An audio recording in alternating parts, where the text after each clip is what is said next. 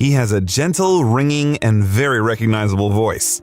He is a talented singer and an inimitable dancer. He has 13 Grammy Awards and is known worldwide as the King of Pop. However, we prefer to call him Michael. You are on the Biographer channel. Today, we will tell you about the life's journey of the great artist. At what age did Michael Jackson start singing? What happened to his skin? And what is the reason for his early death? Sit back, and we want to be starting something.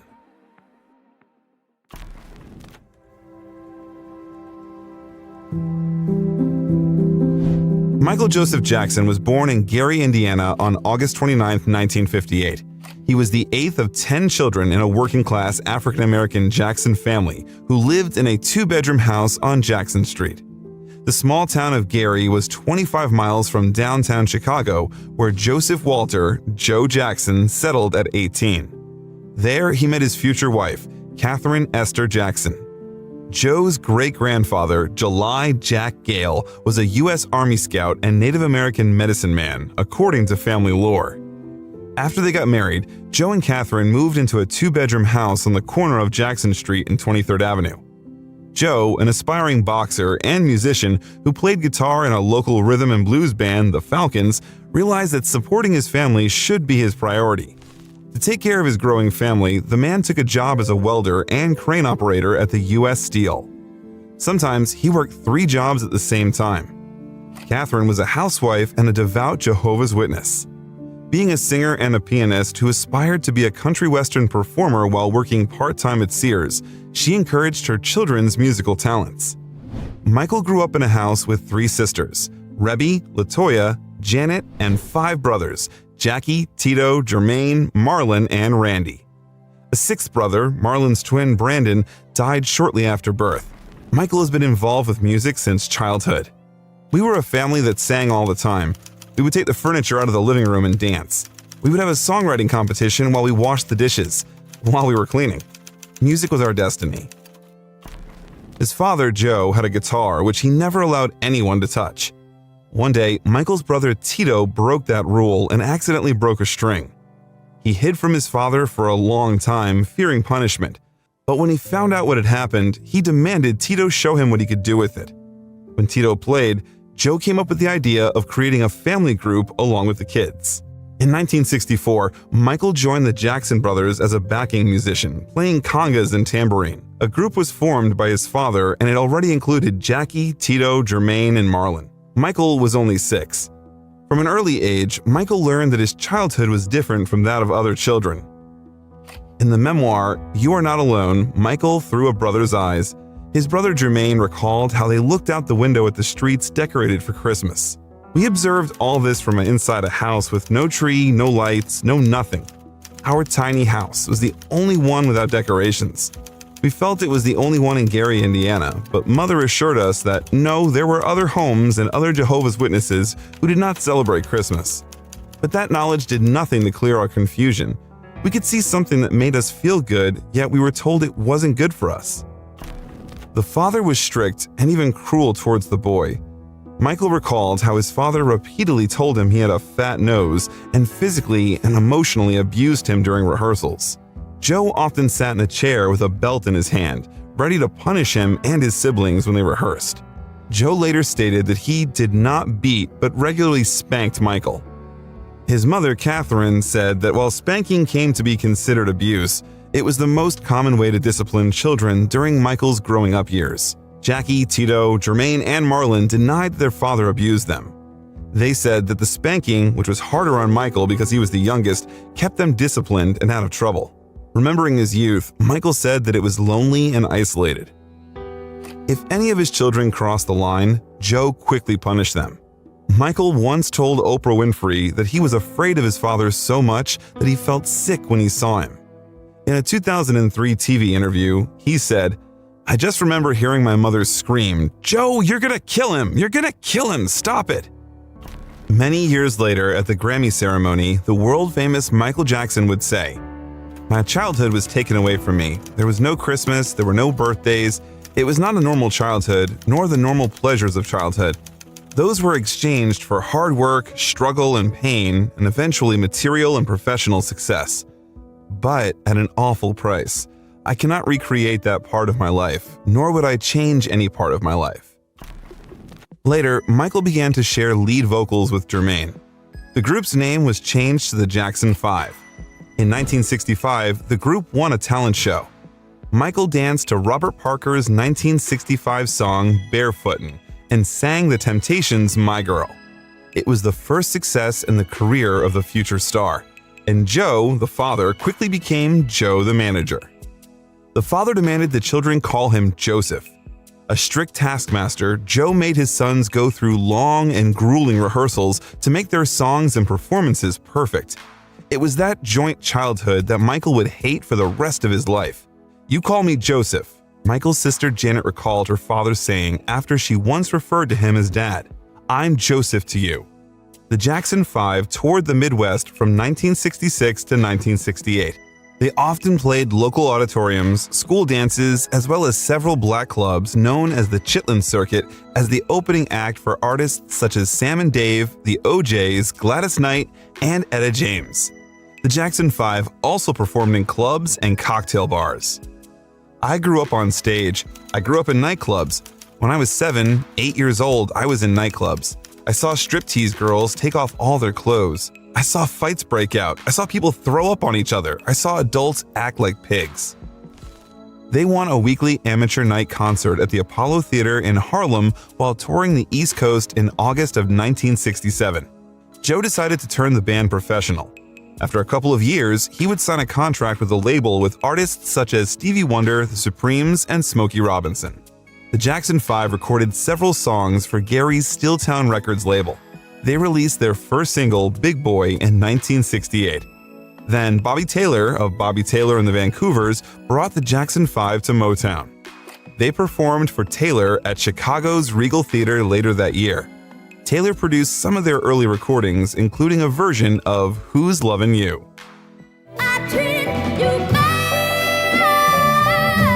The Jackson family moved to Los Angeles after signing the contract with Motown. The following year, Motown executives decided that Diana Ross should introduce the Jackson 5 to the public by shipping a fresh Motown product from her production line. The Jackson 5 first appeared on television in 1969 at the Miss Black America contest, performing a cover of It's Your Thing. Rolling Stone would later single out young Michael as a prodigy with overwhelming musical gifts who quickly emerged as the main draw and lead singer. I Want You Back became the first Jackson 5 song to hit #1 on the US Billboard Hot 100 the following January. The band's first album, Diana Ross Presents the Jackson 5, hit the charts in December of 1969. 3 more singles topped the chart later: ABC, The Love You Save, and I'll Be There. After the Jackson 5 taking off in May of 1971, the Jackson family moved into a large house in Havenhurst, a 2-acre estate in Encino, California. For several years, they maintained a busy touring and recording schedule under the supervision of Gordy and his Motown staff. The group became so popular that they even had a cartoon show. It ran from 1971 to 1972.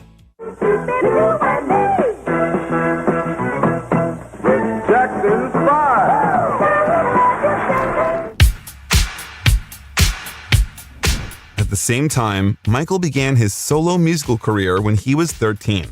When he was 14, he released the album Ben, which featured the eponymous ballad about a rat, Jackson's first solo #1 single.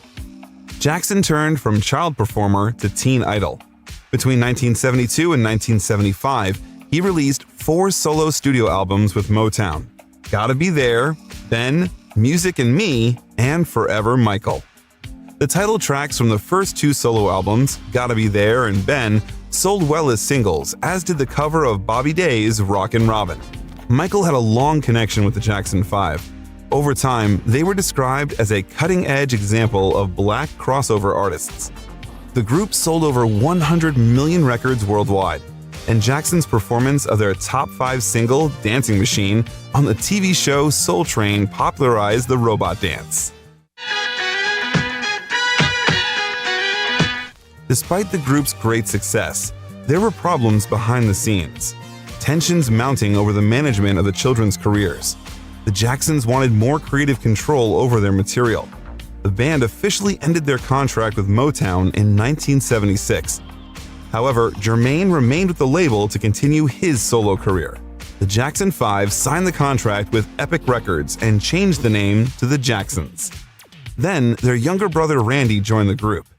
The Jacksons continued to tour worldwide and released 6 albums between 1976 and 1984. Michael, being the band's writer at the time, wrote songs such as Shake Your Body, Down to the Ground, This Place Hotel, and Can You Feel It? Then in 1977, an adult Michael Jackson moved to New York to star in The Wiz, a musical film directed by Sidney Lumet. It was easy and enjoyable for Jackson to work on the film, as he memorized the dance moves well.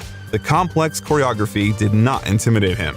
But as it turned out, his talent became a problem. It was said that during filming, Diana Ross, who played Dorothy, took Jackson aside and explained that he put her in a bad light because he learned dance chords too quickly.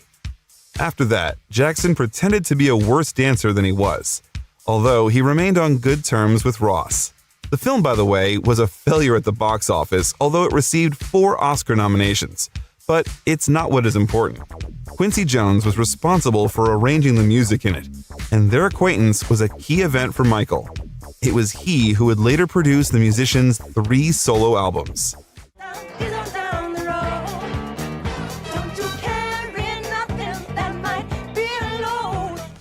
Michael's 5th solo album, Off the Wall, was released in 1979. The overwhelmingly positive response to the album helped the Jacksons band as well. Triumph was released a little later. It sold over 1 million copies, and the brothers went on a big tour supporting the record. At the same time, Michael continued to look for new ways of self-development. The release became Michael's first big success as a solo artist. Meanwhile, Michael got into an unpleasant situation that changed him forever after the release of Off the Wall. During a dance program, he fell and broke his nose. The rhinoplasty led to breathing problems that would later affect his career. Probably it was his first plastic surgery. He consulted Stephen Hoffman, who made Jackson's later surgeries. And over time, the familiar appearance of the star will begin to change. In numerous interviews, Michael denied that he had done anything other than a nose surgery. In a 2002 interview with ABC News, Michael stated, "I've had no plastic surgery on my face, just my nose. It helped me breathe better so I can hit higher notes." Michael Jackson received 3 American Music Awards for his solo work in 1980. He also won a Grammy Award for Best Male R&B Vocal Performance for 1979 with Don't Stop Till You Get Enough. Jackson felt that Off the Wall should have an impact and was determined to exceed expectations with his next release. It was amazing how the underwhelming Music and Me and Forever Michael led the guy to the phenomenal Off the Wall. The infectious mix of pop and funk came like thunder into the dance world. The album included the Grammy Award-winning single Don't Stop Till You Get Enough, as well as hits such as Rock With You and She's Out of My Life. In that regard, since the early 80s, the artist has received the highest royalty rate in the music industry. He received 37% of the wholesale profits of albums, but it was not yet the top of Michael's career.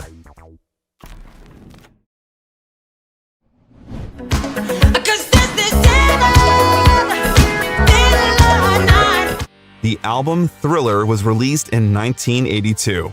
It immediately became the best-selling album in history with 7 top 10 hits. It stayed on the charts for 80 weeks, 37 of which it was in first place. Around 70 million copies have been sold worldwide. In addition to unprecedented commercial success, Thriller received 12 nominations at the 26th Grammy Awards and won 8, setting a record.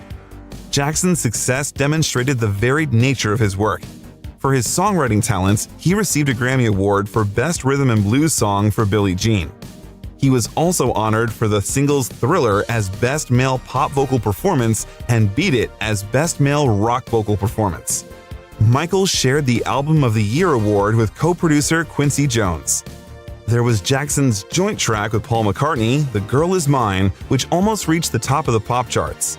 Here is how Paul McCartney recalled the beginning of the collaboration. Michael originally rang me, said, "Do you want to make some hits?" And I said, "Yeah, sure I do, So he came over, we agreed to meet here. Michael originally fancied writing some stuff with me, and I thought it was a good idea. So he came over here to England, and we just hung out for a little while and got to know each other a bit, and ended up writing 2 songs. The lead and self-titled single from the album Thriller received an elaborate music video.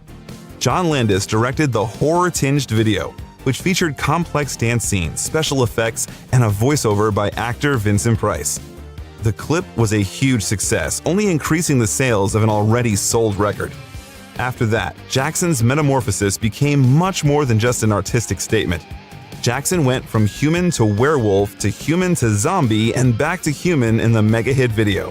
It was as if he was using that story to anticipate the coming drama of real-life change. Meanwhile, in 1983, Michael went on his last tour with the brothers, supporting their album Victory. One of the biggest hits on the record was Jackson's duet with Mick Jagger on State of Shock. Jagger recalled, "He had 2 of us practice scales for 2 hours, and then we recorded the vocals in 2 takes. When he sent the finished track to me later, I was kind of disappointed in the production and the mix, but I think he's a really good singer." Probably Mick replaced another legend in that song. Michael Jackson had been recording the song in the studio with Queen singer Freddie Mercury for their joint album from 1981 to 1983. According to Queen's manager Jim Beach, the musicians' friendship spoiled when Michael brought a llama to the studio. He was also frustrated with Mercury's drug use. Their joint compositions were released only in 2014, after the death of both musicians. After the release of Victory, Michael and his brothers appeared on Motown 25, Yesterday, Today, Forever, on the NBC television special. Jackson performed his #1 hit Billie Jean and introduced the world to his soon-to-be-famous moonwalk dance move. Contrary to popular belief, Michael did not invent it. Bill Bailey and Jeffrey Daniel used the dance long before, and it was Daniel who was one of those whom Michael spied on that movement and asked to teach him. I had been practicing the moonwalk for some time, and it dawned on me in our kitchen that I could finally do the moonwalk in public on Motown 25. Now the moonwalk was already out on the street by this time, but I enhanced it a little when I did it. It was born as a breakdance step, a poppin' style of thing that black kids had created dancing on the street corners in the ghetto. So I said, this is my chance to do it.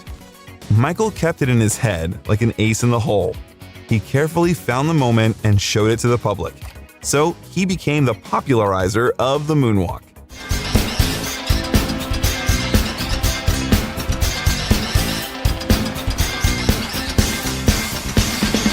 He often used it and later directed the dance for the video clip for another hit of the album Beat It. By the way, Jackson is the only musician in the American Dancers Hall of Fame. His unique choreographic style is still famous. "I always knew how to dance," he said more than once. The choreography was already present in Jackson's earliest performances as part of the Jackson 5. He recalled when he was a child, alone behind the scenes, he watched all of the headliners and learned from them as much as possible. He looked at their feet, what they were doing with their hands, how they were holding the microphone, trying to understand why.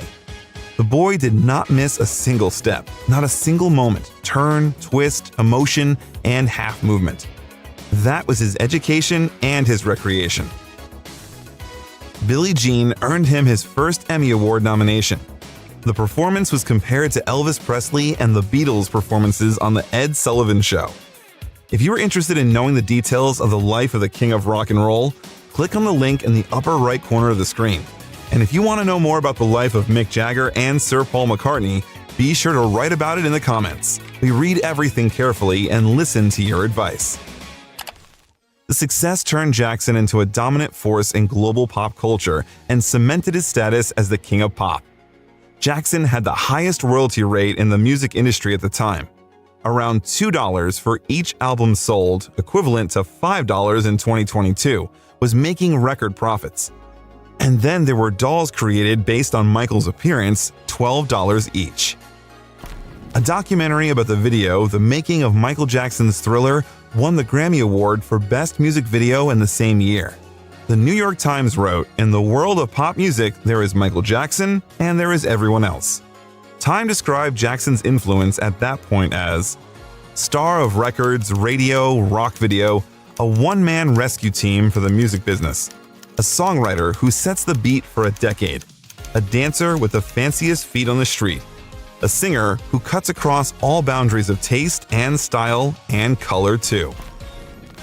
On May 14, 1984, President Ronald Reagan presented Jackson with an award for his charity that supports drug and alcohol abusers. In recognition of his support for the Ad Council's and the National Highway Traffic Safety Administration's drunk driving prevention campaign, Michael allowed using Beat It in their social ads. Jackson did not miss the opportunity to act in films and commercials. In November of 1983, he and his brothers partnered with PepsiCo in a $5 million advertising deal that marked a record celebrity endorsement. It would be approximately $13.5 million today. The band needed that money to cover the cost of a massive tour. Pepsi's first campaign in the US from 1983 to 1984 focused on the new generation and included tour sponsorships, public relations events, and more. Jackson helped create the ad and suggested that his song Billie Jean be used as the jingle with a slight change in the lyrics. You're loving what I do. I put a Pepsi in the motion, but that choice is up to you. Hey, you're the Pepsi generation. Michael and other members of the Jacksons filmed a Pepsi commercial on January 27, 1984. Michael, who didn't drink Pepsi, was supposed to star in 2 commercials.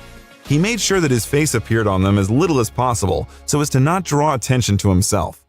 There was an embarrassment on the set of one of the videos. During a concert invitation in front of fans, pyrotechnics accidentally set Michael's hair on fire, causing second-degree burns to his scalp. Jackson underwent treatment to hide his scars and also had another rhinoplasty. Pepsi settled the incident out of court, and Michael donated $1.5 million of his compensation to Brotman Medical Center. He later signed a new $10 million contract with Pepsi. He also worked with LA Gear, Suzuki, and Sony.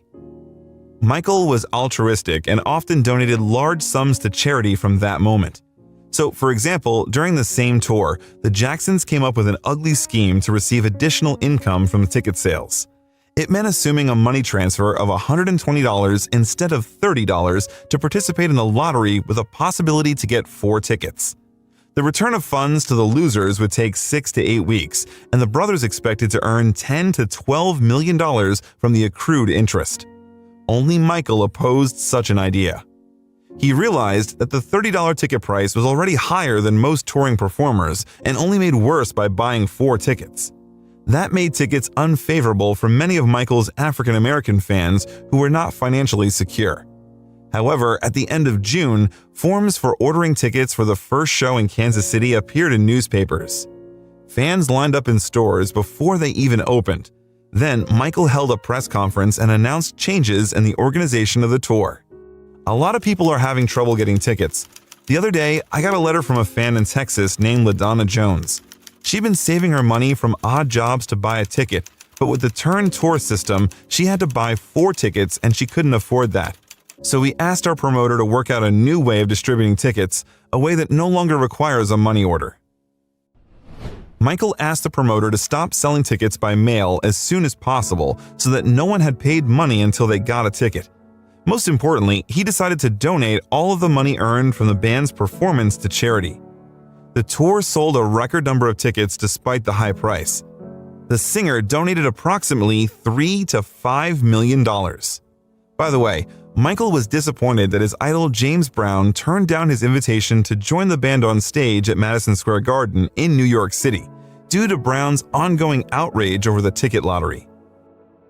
Even before the tour was half completed, the brothers traveled to shows in different cars, traveled on different planes, stayed on different floors of their hotels, and refused to talk to each other on the way to shows. From that point, Michael was often represented by 2 lawyers, another for Jermaine and another for Jackie, Tito, and Marlon. It was the worst experience Michael ever had with his brothers. Some were jealous, there was denial, the whole gamut of human emotions. During the final show of the Victory Tour at Dodger Stadium in Los Angeles, Jackson announced his split from the Jacksons. The New York Times was absolutely right when they wrote, "In the world of pop music, there is Michael Jackson and there is everyone else." Michael's charitable work continued when he released We Are the World the following year, co-written with Lionel Richie.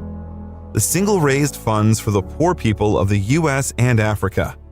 Stars such as Lionel Richie, Ray Charles, Bob Dylan, Willie Nelson, Bruce Springsteen, and Tina Turner also participated in the project.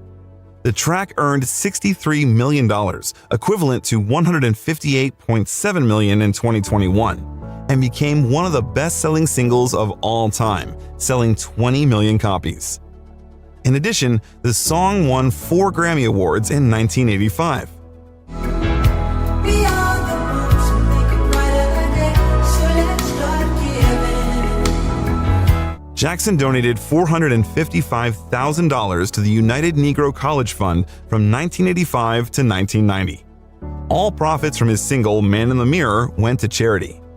By that point, Michael's health continued to deteriorate. In his youth, Jackson's skin was medium brown, but from the mid-1980s, it gradually turned pale. The change received a lot of media coverage, including rumors that he bleached his skin. His dermatologist, Arnold Klein, said that in 1983, Jackson came to him for acne treatment. The doctor recognized lupus the first time they met. He did a biopsy and diagnosed Michael with lupus erythematosus. At the same time, he observed vitiligo in Jackson. It is a disease characterized by areas of the skin losing their pigment and sensitivity to sunlight. Once in an interview, Michael said that it began after the release of Thriller. By that time, he didn't know what it was. Initially, Jackson tried to cover his vitiligo patches with black makeup because he thought his appearance would harm his career. Then he wanted to hide uneven color spots. The creams further lightened his skin, and he could appear very pale with makeup. Michael said that he didn't intentionally whiten his skin and couldn't control the vitiligo.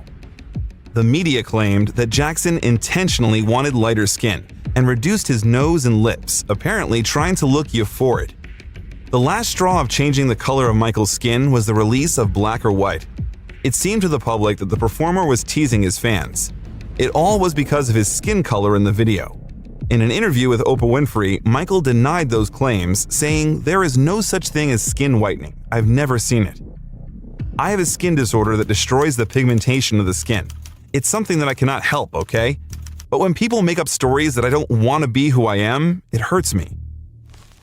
In his 1988 autobiography and 1993 interview, Michael claimed to have had 2 rhinoplasty operations and a cleft chin operation, but nothing more. He mentioned that he lost weight in the early 1980s due to a diet to achieve a lean dancer's figure. It was reported that Michael often felt dizzy. It was also rumored that he suffered from anorexia nervosa. Periods of weight loss became a recurring problem later in his life. In 1986, tabloids reported that Jackson slept in a hypodermic oxygen chamber to slow aging and depicted him lying in a glass box. The claim was false, and the tabloids reported that he spread the story himself. They also reported that Jackson injected himself with female hormones to keep his voice high and facial hair thin. What do you think could be true? Over time, and after Jackson's death, FDA-approved creams for the treatment of vitiligo were found in his home. Creams remove and lighten the remaining pigment. On the TV show, Klein said that vitiligo became too severe. It was difficult to cover it with makeup, and his skin had to be depigmented with creams. The condition remained stable, but Jackson had to repeat the treatment from time to time. It was difficult to darken depigmented skin. The depigmentation caused permanent and extreme sensitivity to the sun, which put patients at risk of contracting melanoma and was advised to undergo annual cancer screening. Therefore, Jackson often hid his skin with long sleeves and trousers and appeared in the sun under an umbrella. In the mid-80s, Michael Jackson kept Bubbles, a chimpanzee, as a pet. He bought it from a Texas research center and traveled with it. Bubbles became a media star as well. Michael took the chimpanzee on tour of Japan, and the media portrayed him as an aspiring Disney cartoon character who befriended the animals. As an official guest of the city, and the first time for the history of the city of Wisconsin. Bubbles lived at the Jackson family home in Encino, Los Angeles, but later moved to Jackson's Neverland Ranch home in 1988. It slept in a crib in Jackson's bedroom, used Jackson's bathroom, and ate Jackson's candy at the Neverland movie theater. By 2003, Bubbles had grown into a large and aggressive adult chimpanzee, unsuitable as a pet like many captive chimpanzees, and was sent to an animal trainer in California. At the same time, Jackson was working with George Lucas and Francis Ford Coppola on the $30 million 17-minute 3D film Captain EO. Lucas was the screenwriter and Coppola was the director. It was completed in 1986 and aired with additional effects of lasers, smoke, and more at Disneyland and Epcot, and later at Tokyo Disneyland and Euro Disneyland until the late 90s. Disney wanted to change Michael's voice because they thought that his voice was too high, and they were afraid that people wouldn't take him seriously. The singer was unaware of the decision until he found out that Lucas had vetoed it.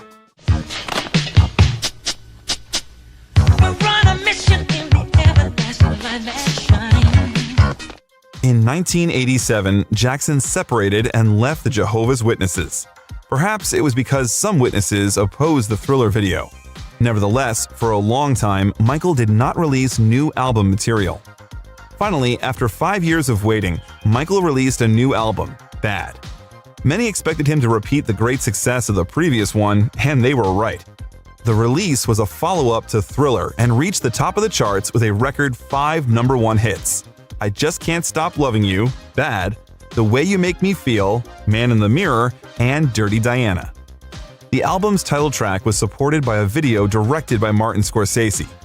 Michael's other popular track, Smooth Criminal, took only 7th place but was loved by fans worldwide.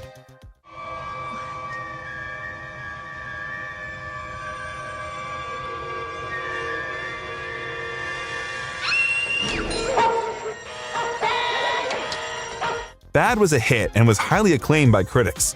The album won the 1988 Grammy Award for Best Engineered Recording, non-classical, and the 1990 Grammy Award for Best Music Video, short form for Leave Me Alone. Michael received the Award of Achievement at the American Music Awards, thanks to a record number of #1 singles and the status of the first album to top the charts in 25 countries. Bad became the best-selling album worldwide in 1987 and 1988. The Bad World Tour lasted almost a year and a half, had 14 sold-outs in Japan, and set a new attendance record of 570,000 people. It was almost 3 times the previous result, and having collected 504,000 listeners for 7 sold-out shows at Wembley Stadium set a new Guinness World Record. In an interview with the album, Michael reasoned, "My philosophy, if you want to make the world a better place, take a look at yourself and then make a change. People don't look at themselves honestly. They don't look at themselves and point the finger. It's always the other guy's fault or somebody else should change themselves. Look at yourself. Make better of yourself." He has come a long way, gone through many internal and external changes, and put that idea into the release. In the same interview, Michael was asked if he was happy when he looked in the mirror. He said that he's never totally satisfied. He always wished the world could be a better place. Hopefully, that's what he does with his music to bring happiness to people and to bring joy. He needs some peace in their lives. Michael released his autobiography, Moonwalk, also in 1988. The book sold over 200,000 copies and reached the top of the New York Times bestseller list. Michael wrote about his childhood, the Jackson 5, and his father's abuse. He explained his change in appearance to 3 plastic surgeries, puberty, weight loss, a strict vegetarian diet, a change in hairstyle, and even stage lighting. While visiting Paris during the tour, Michael was awarded the Vermeil Medal of the City of Paris by the Mayor of Paris, Jacques Chirac. Already in October, he released the film Moonwalker, which featured live footage and short films featuring Jackson and Joe Pesci. It became the best-selling videotape in the US. It has been certified 8 times platinum in the US by the RIAA. Los Angeles, I got San Francisco, I got heroin, I got speed.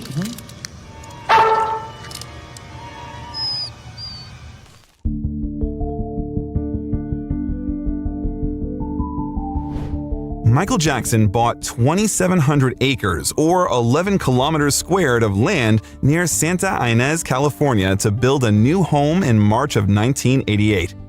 The land was covered with plane trees and live oaks. It also was near the coast with cool breezes and moist soil. Vineyards surrounded the territory. The property was on the edge of the Los Padres National Forest. He invested $17 million in it, which is about $40 million today, and built a Ferris wheel, a carousel, a lake with a waterfall, a railway, a cinema for 50 spectators, basketball and tennis courts, and a zoo with elephants, giraffes, chimpanzees, crocodiles, snakes, and a bear on its territory. Guests often visited the ranch, among whom were many children, including quite famous. Ready? No! I'm crazy for doing this. Okay, no, you gotta stretch it back. He brought 46 children worldwide to the World Congress of Children in 1995. The property was originally called Sycamore Valley Ranch. Jackson renamed it Neverland, a magical land where children never grow up from the book Peter Pan. During his stay at the ranch, Michael literally cultivated the carnival atmosphere, having fun with the children. Probably he tried to catch up on the fun he missed in childhood. When the architect of the future Neverland, Tony Euriquides, got a call from Jackson, he didn't believe it at first and hung up. When Michael told him about his construction plans, Euriquides was shocked. He recalled, "He wasn't the demanding type, but more of a little kid that wanted things immediately. He had crews working all hours of the day, and you could tell Michael was excited. He put pressure on me, but it was a different kind of pressure, a fun pressure. Michael gave me a mental visual of what he wanted, and I had the freedom to create." Meanwhile, performing You Were There at Sammy Davis Jr.'s 60th birthday celebration won Jackson a second Emmy nomination. Michael became the best-selling artist of the 1980s. They called him the King of Pop. The nickname literally stuck to him. When Elizabeth Taylor presented him with the Soul Train Heritage Award in 1989, she called him the true King of Pop, Rock, and Soul. President George H.W. Bush designated him the White House's Artist of the Decade. In March of 1991, Jackson extended his contract with Sony and released his 8th album, Dangerous, co-produced with Teddy Riley. It was symbolic that it became 8 times platinum in the States. The following year, it became the best-selling album of the year worldwide. Of course, it did not have such a phenomenal success as the previous one, but a couple of songs were at the top of the world charts, and Black or White even stayed in first place for 7 weeks. By the way, the video for the song, directed by Landis, included an appearance of kid star Macaulay Culkin. Michael's actions in the last minutes of the video caused some controversy, appearing to viewers as sexual gestures. That surprised many, but it was only the premise of a growing scandal.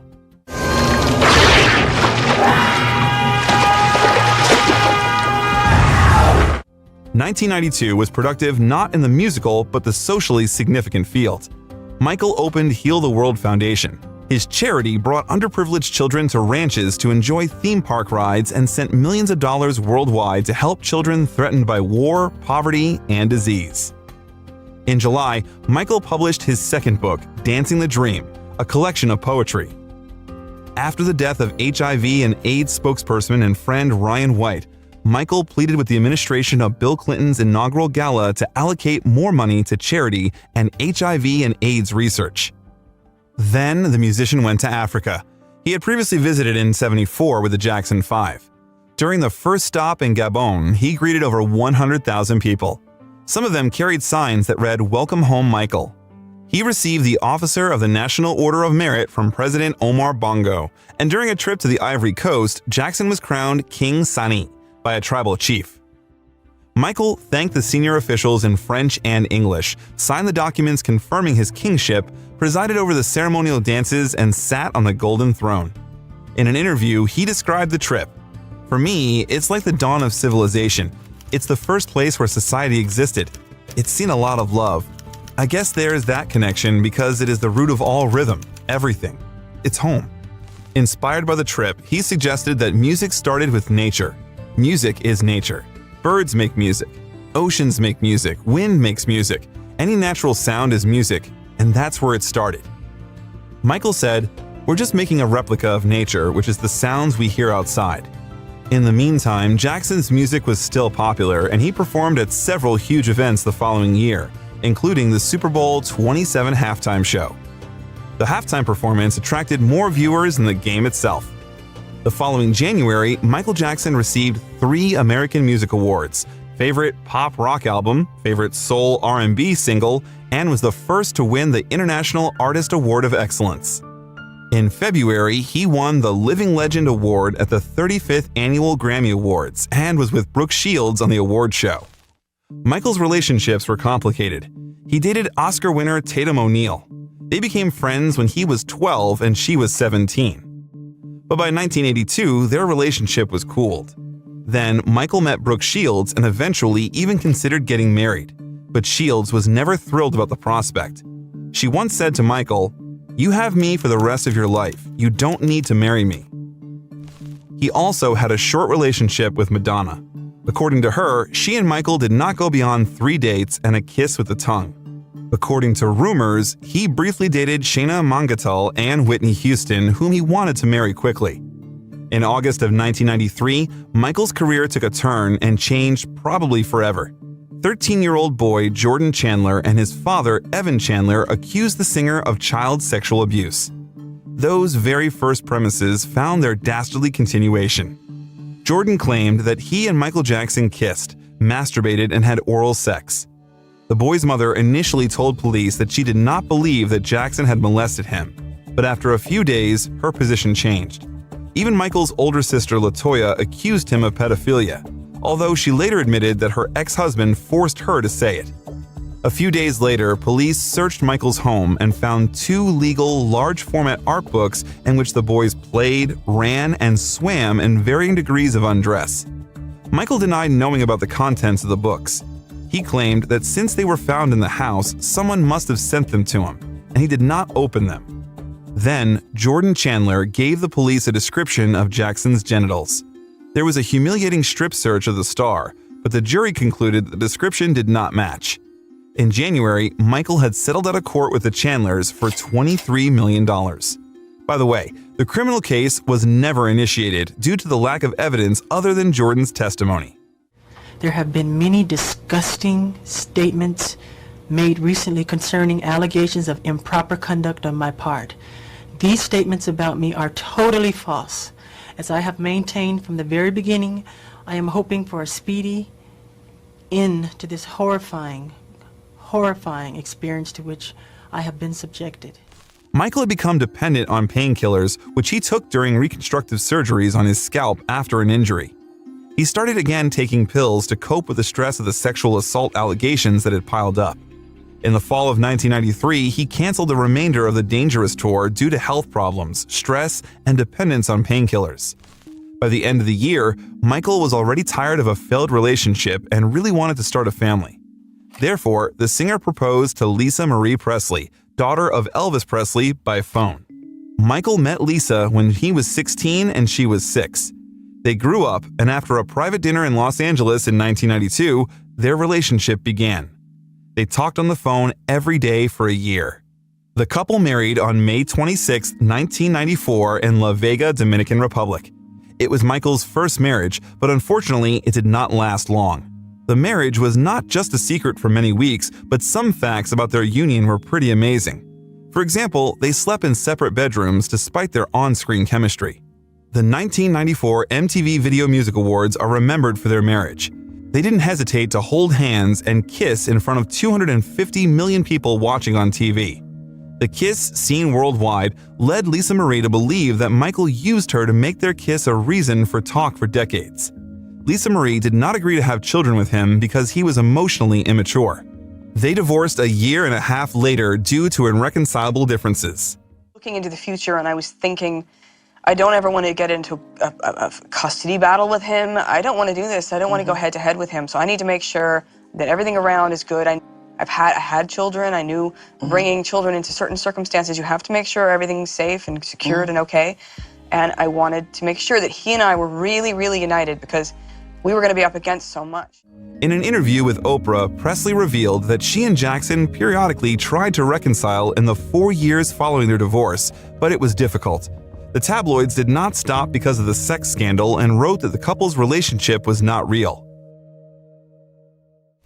During that time, Michael was supposed to write the music for the Sega Genesis video game Sonic the Hedgehog 3, but left the project when allegations of violence surfaced and were uncredited. He was a fan of Sonic and collaborated with Sega in 1990 on the arcade game Moonwalker. Therefore, for the first time, he felt the unpleasant consequences of the culture of cancellation, which had not yet become a common phenomenon at that time. The musical career was gradually waning, but the performer still had something to say to society. In 1995, Michael released the double album History, Past, Present, and Future Book 1. In it, the first disc, History Begins, was a top hits album, and exclusively new compositions and a couple of covers were in the second, History Continues. The album became the best-selling multi-disc release of all time. It was also nominated for a Grammy Award in the Album of the Year category. The testimony of a musician whose self-pity now equals his talent. The album spawned two hits, You Are Not Alone, which debuted immediately at first place in the charts, thereby hitting the Guinness Book of World Records. And his duet with younger sister Janet, Scream, became a protest against the media's harsh treatment of Jackson during the allegations. The music video for Scream, In the Spaceship, which cost a record $7 million to produce, won another Grammy for Michael Jackson for superb effects.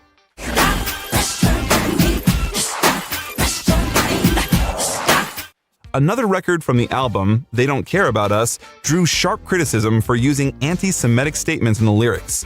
So in the original song were the words, "Jew me, sue me, everybody do me, kick me, kike me, don't you black or white me."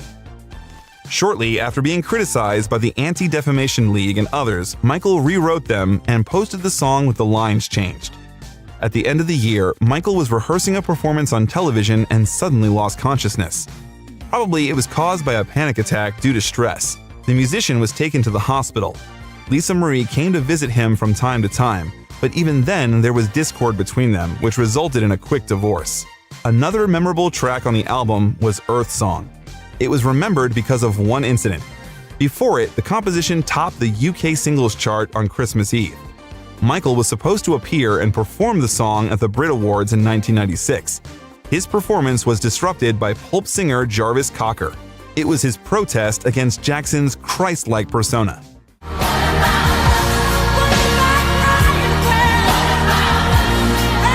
Michael called that foray into the scene disgusting and cowardly. The artist held a tour supporting the album, visiting 35 countries and 58 cities and giving 82 concerts. It was his most attended tour. While visiting Australian Sydney, the performer married Debbie Rowe at the Sheraton on the Park Hotel.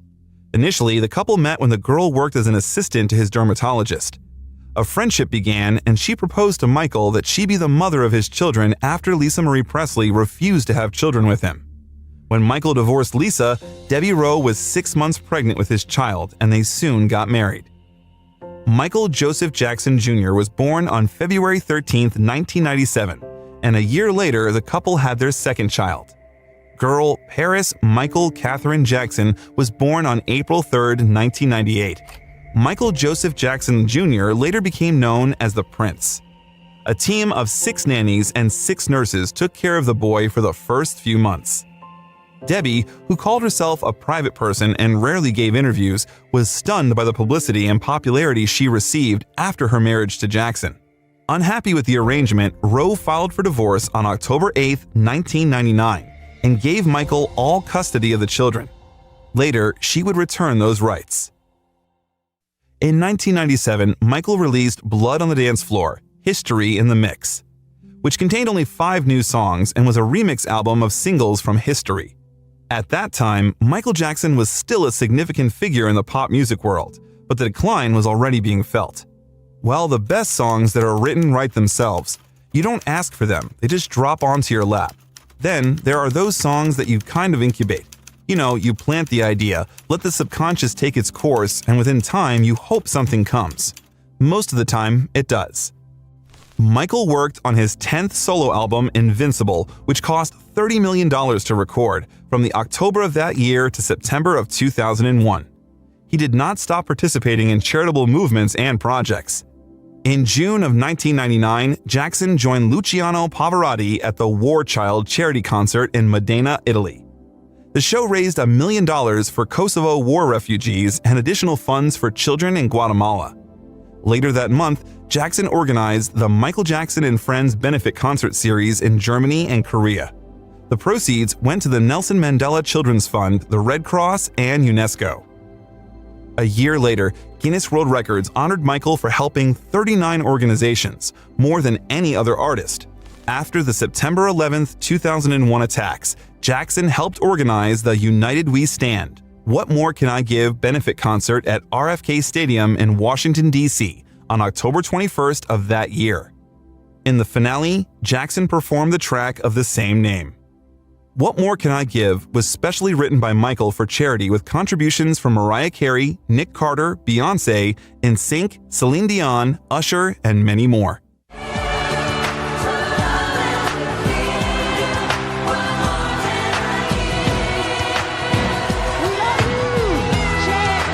The release of Invincible was preceded by a dispute between Michael and his label Sony Music Entertainment. The singer expected that the licenses for the master recordings of his albums would return to him in the early 2000s, after which he would be able to promote the material as he pleased and keep the profits. But the clauses of the contract suggested a return date some years later. Jackson sought early termination of the contract. As a result, Invincible was released on October 30th, 2001.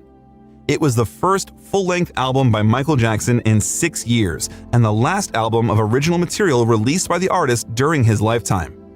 It debuted at number 1 in 13 countries and sold 8 million copies worldwide, going double platinum in the US.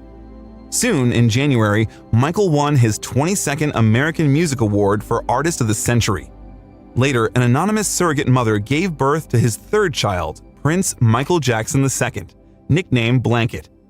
In the same year, for some reason, Michael dangled the child by throwing it over the balcony railing in a Berlin hotel room. His room was on the 4th floor. The act drew heavy criticism in the media. Michael apologized, calling the incident a terrible mistake, and explained, "We were waiting for thousands of fans down below, and they were chanting they wanted to see my child, so I was kind enough to let them see. I was doing something out of innocence." In April of 2002, Michael gave one of his last live concerts. He performed at the Apollo Theater with a benefit concert for the Democratic National Committee and former President Bill Clinton. The $2.5 million raised during Michael Jackson Live at the Apollo went towards encouraging the citizens of America to vote. The reputation of the performer was falling, and constant news breaks harmed it. In July, Michael called Sony Music chairman Tommy Mottola a racist and very, very, very devilish, and someone who exploits black artists for his own gain at Al Sharpton's National Action Network in Harlem. Sharpton launched an investigation into whether Mottola exploited black artists. Jackson charged that Mottola had called his colleague Irv Gotti a, quote, fat nigger, end quote. In response, Sony called the statements ridiculous, vicious, and hurtful, and defended Mottola as the man who supported Michael's career for many years. As a result, Sony refused to renew the contract with the performer. Michael once said in an interview, "Any painter or sculptor, they paint. They do their best work within their 60s and their 70s. But in the music business, some of these great artists have become stumped because they self-abuse themselves and their long, young age so early with all these crazy things they drink and pills they take. That's just not good." As sad as it was to realize, Michael Jackson was becoming more and more associated with that statement. If before the artist's career only slowed down, now it collapsed noticeably, and it was almost impossible to avoid that.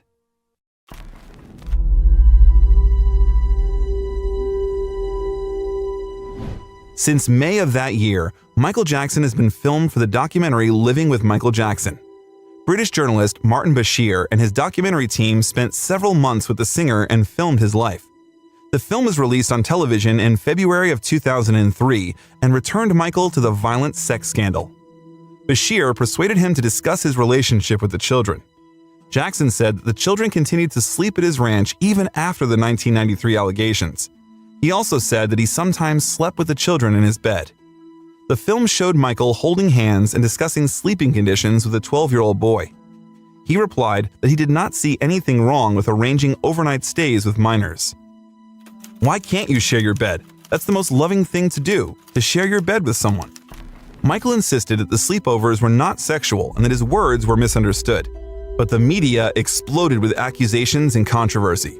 In December, Santa Barbara authorities charged Jackson with 7 paragraphs of child molestation and 2 paragraphs of drugging minor Gavin Arvizo with alcoholic beverages. He was charged with indecent conduct with a minor, attempted indecent conduct, the use of alcohol to facilitate molestation, conspiracy to kidnap a child, false imprisonment, and extortion. Could you believe that? Of course, Jackson denied the allegations and pleaded not guilty. The People vs. Jackson trial began on January 31, 2005 in Santa Maria, California. While the hearing lasted, Michael was very stressed, which eventually affected his health. The singer lost even more weight. By the end of the trial, he became a recluse in May. If convicted, he could face up to 20 years in prison. As a result, the 2005 trial became a media circus with fans, detractors, and film crews surrounding the courthouse. More than 130 people testified, including Macaulay Culkin. The actor told the court that he was friends with Jackson as a teenager and never had any problems during his stay at Neverland Ranch. Jackson's accuser appeared in court on videotape and described how he was given wine and molested. However, the jury noticed inconsistencies in his testimony, as well as in the testimony of his mother. As a result, Michael Jackson was found not guilty of all charges. Shortly after that, he moved to Bahrain as a personal guest of Sheikh Abdullah. Defendant not guilty of conspiracy as charged in count 1 of the indictment, dated June 13, 2005, foreperson number 80. The trial ruined his reputation and his finances fell into despair. Bahrain's prince helped the pop star pay his legal and utility bills and invited him to his country. In Bahrain, the prince took over the singer's expenses and built a recording studio for him. In return, Michael allegedly promised to collaborate with the Al Khalifa label on his new album, write an autobiography, and put on a play. However, the release was never completed. Jackson soon faced a $7 million lawsuit from his friend for not keeping his promises. He was forced to leave Bahrain. Moreover, in 2006, Michael faced financial difficulties. He was urged by financial managers to get rid of part of his stake in the ATV catalog to avoid a loan bankruptcy. The main house at the Neverland Ranch was closed to save money, and the ranch itself was pledged as bail for the loan. Approximately 30 Jackson employees did not receive their salaries on time, and wage errors amounted to $306,000. Jackson must pay a $100,000 fine. In November of 2006, Jackson invited the Access Hollywood camera crew into the studio in Westmeath, and MSNBC reported that Michael was working on a new album with will.i.am producing. On November 15th, Michael performed We Are the World at the World Music Awards in London and accepted the Diamond Award for selling over 100 million records.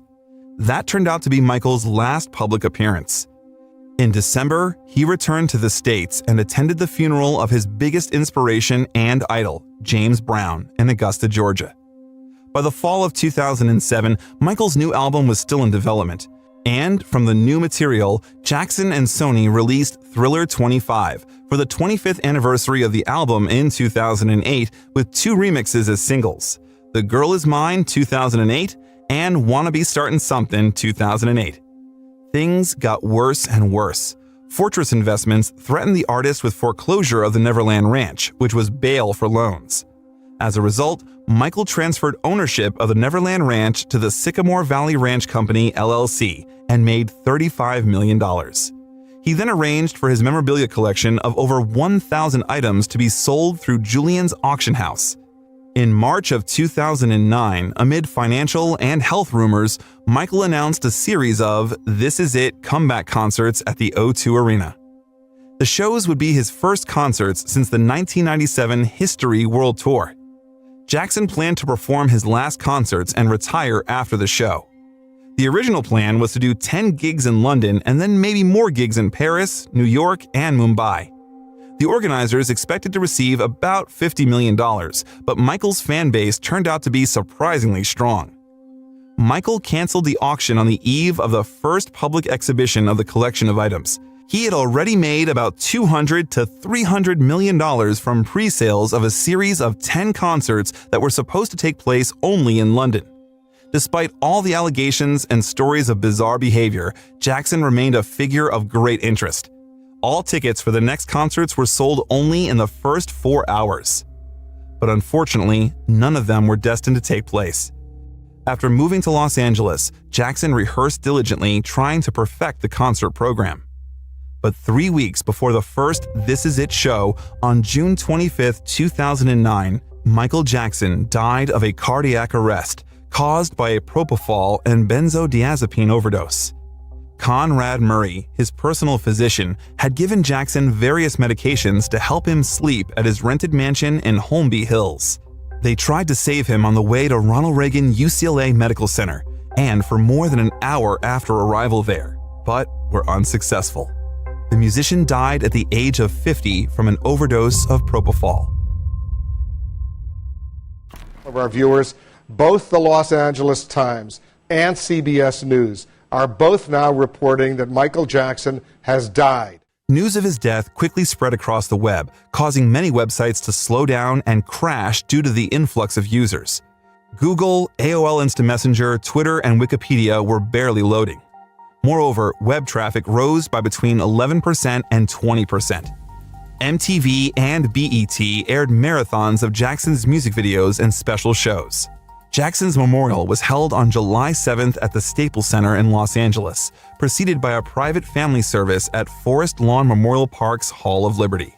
Mariah Carey, Stevie Wonder, Lionel Richie, Jennifer Hudson, and Shaheen Jafarghali performed at the memorial, and Smokey Robinson and Queen Latifah gave eulogies.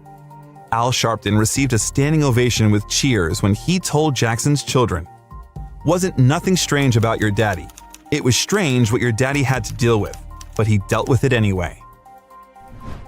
Jackson's 11-year-old daughter, Paris Catherine, speaking publicly for the first time, wept as she addressed the crowd. Jackson's body was entombed on September 3, 2009 at Forest Lawn Memorial Park in Glendale, California. Over time, discussions about the death of the King of Pop raised more and more questions about its cause. There were a lot of questions to the personal doctor, Dr. Conrad Murray. Because of him, Michael took sedatives that helped him sleep at night. Murray told police that he believed Jackson had developed a particular addiction to propofol, which Jackson called his milk. Murray injected him with propofol intravenously in the evenings in doses of 50 milligrams and tried to wean the pop star off the drug. A police investigation revealed that Murray did not have a license to prescribe the most controlled drugs in the state of California. The steps taken to save Jackson were also under scrutiny. Evidence indicated that the standard of safe propofol administration was not met. The recommended equipment for patient monitoring, accurate dosing, and resuscitation were not available. As a result, Jackson's death has been ruled a homicide. On November 7, 2011, Murray was found guilty of manslaughter, receiving a maximum prison sentence of 4 years. By that time, Michael Jackson's posthumous influence on the world and culture continued, and did not even think to decline. After his death, he was described in several biographies. All of Michael's debts were paid off thanks to his earlier investment in the Sony ATV music catalog. It included the publishing rights to songs from industry heavyweights such as the Beatles, the Rolling Stones, and Taylor Swift. In addition, 2 posthumous albums, Michael in 2010 and Escape in 2014, which included previously unreleased tracks, were released. Video game developer Ubisoft released a music video game featuring Jackson for the 2010 holiday season, Michael Jackson: The Experience. In April of 2011, Mohammed Al-Fayed, chairman of the Fulham Football Club, unveiled a statue of Jackson outside the club's Craven Cottage Stadium.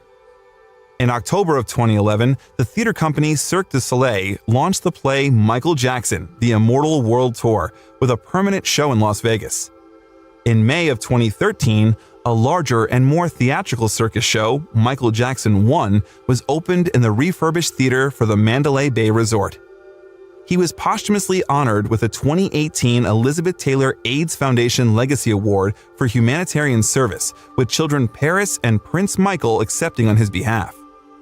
Sexual assault allegations against Jackson came up in early 2019 with Leaving Neverland at the Sundance Film Festival and later on HBO. The 4-hour documentary featured the flashbacks of two men who described how the pop star lured them into his orbit when they were just boys, gaining their parents' trust before forcing them into sexual acts in hotel rooms and at his Neverland Ranch. The documentary drew heavy criticism from Jackson's supporters, who pointed out that both men had previously testified that no violence ever took place. Meanwhile, the Jackson estate called the two accusers serial perjurers and filed a $100 million lawsuit against HBO. To be honest, it would be better to never return to this topic again. Michael Jackson set trends, changed the style of generations, and impacted the R&B genre. His protege Usher, the young Justin Bieber, Bruno Mars, The Weeknd, and even Beyoncé were inspired by him. Michael achieved worldwide popularity and financial success thanks to hard work and dedication to what he loved. Unfortunately, he passed away quite early before he could finish everything he had planned. Subscribe to my channel.